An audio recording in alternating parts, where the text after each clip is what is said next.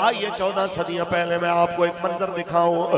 ہر جنگ میں حضور کے ساتھ شامل ہونے والے صرف ایک جنگ میں جناب اعلیٰ شامل نہیں ہوئے, صرف تبوک میں شامل نہیں ہوئے, اور آپ کے اور میرے آقا مولا نے حضرت جناب کعب بن مالک سے 50 دن تک بات نہیں کی.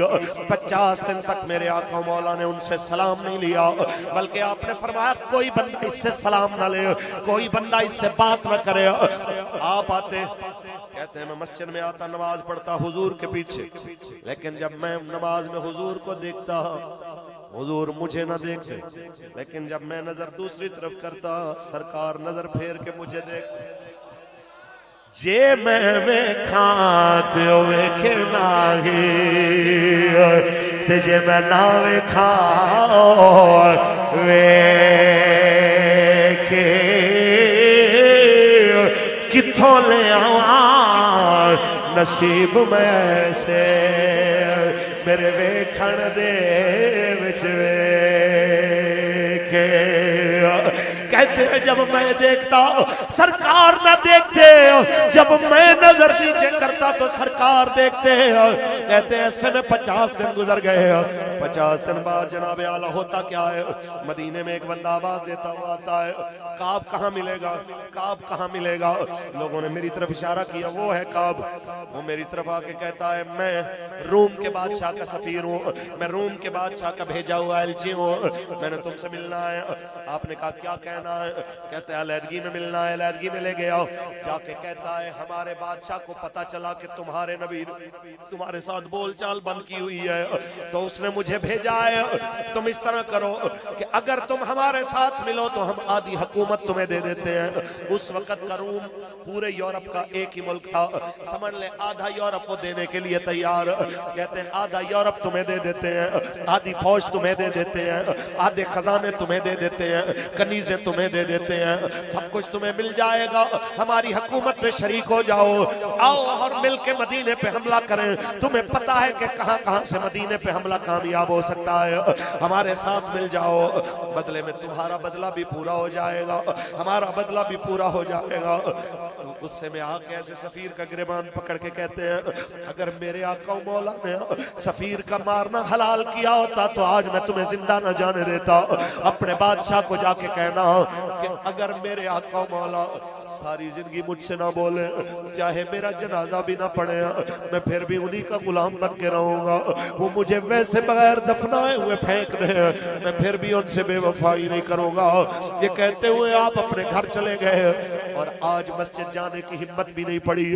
آج روتے ہوئے اپنے گھر کی چھت پہ چڑھ گئے, ساری نمازیں گھر کی چھت پہ ادا کی, عشاء بھی وہیں پڑی ہے.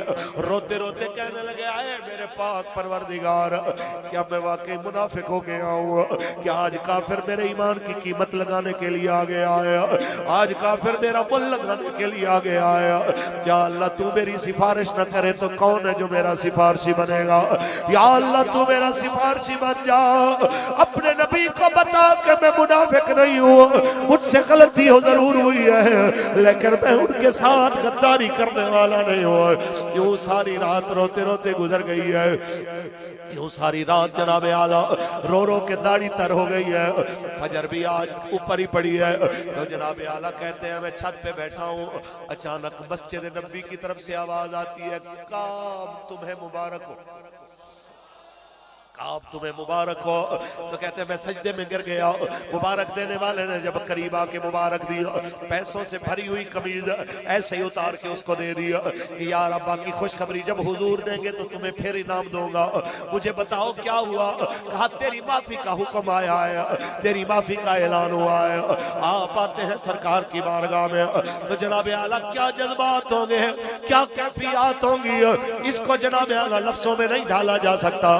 سرکار کے سامنے آئے, حضور یہ میرا باغ جس نے مجھے اتنی زیادہ جناب ذلت دکھائی, 50 دن میں آپ سے آپ کے ساتھ بات کرنے سے محروم رہا, اے میرے آقا مولا میں اس باغ کو قربان کرتا ہوں, یہ اللہ کے نام پہ رکھ لیجئے, مجھے اس کی ضرورت نہیں ہے. آپ کے اور میرے آقا مولا نے فرمایا, میرے آقا مولا نے فرمایا اپنے بچوں کو غریب نہ چھوڑ, کچھ اپنی اولاد کے لیے بھی چھوڑ دے, کچھ تو اللہ کی راہ میں خرچ کر دے.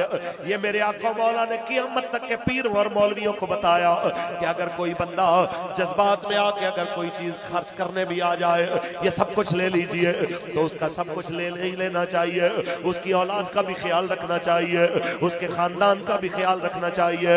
मेरे आका ने फरमाया कुछ अपनी औलाद के लिए भी छोड़ जाओ। तो कहने लगा हुजूर फिर आधा मैं रख लेता हूँ, आधा आप जमा कर लीजिए बैतुल माल में मुसलमानों के लिए। हुजूर ने उसे कबूल फरमा लिया। क़यामत तक के लिए हजरत काब के वाक़े से एक बात तो वाज़े हो गई कि अगर कोई बंदा रसूलुल्लाह के दीन से एक बार जनाब आला थोड़ी सी सुस्ती करे तो सरकार